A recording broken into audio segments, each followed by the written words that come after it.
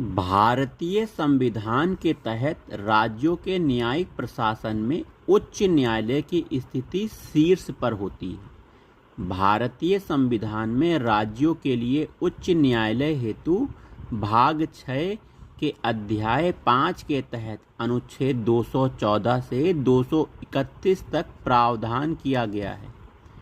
प्रत्येक राज्य के लिए एक उच्च न्यायालय की व्यवस्था की गई है, लेकिन 7वें संविधान संशोधन 1956 द्वारा संसद को अनुच्छेद 231 के तहत यह अधिकार दिया गया है कि वह विधि द्वारा 2 या 2 से अधिक राज्यों के लिए अथवा 2 या अधिक राज्यों किसी संघ राज्य क्षेत्र के लिए एक साझा उच्च न्यायालय की स्थापना कर सकती है।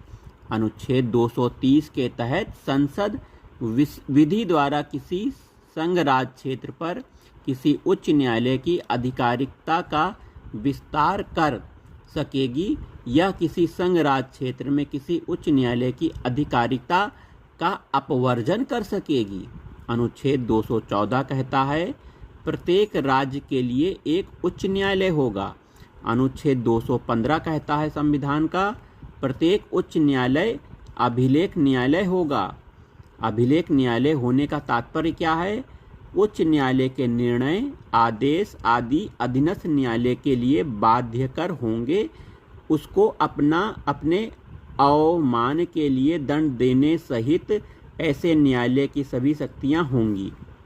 अनुच्छेद 216 संविधान का कहता है प्रत्येक उच्च न्यायालय मुख्य न्यायमूर्ति और ऐसे अन्य न्यायाधीशों से मिलकर बनेगा जिन्हें राष्ट्रपति समय समय पर नियुक्त करना आवश्यक समझे। आगे देखिए, उच्च न्यायालय के न्यायाधीशों की नियुक्ति राष्ट्रपति करता है। उच्च न्यायालय के न्यायाधीश 62 वर्ष की आयु तक पद धारण करते हैं। उच्च न्यायालय के न्यायाधीश राष्ट्रपति को संबोधित अपने हस्ताक्षर सहित लेख द्वारा अपना पद त्याग कर सकते हैं।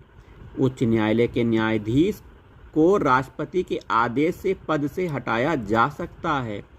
राष्ट्रपति ऐसा आदेश संसद के प्रत्येक सदन द्वारा उसी सत्र में विशेष बहुमत से पारित प्रस्ताव के आधार पर ही जारी कर सकता है।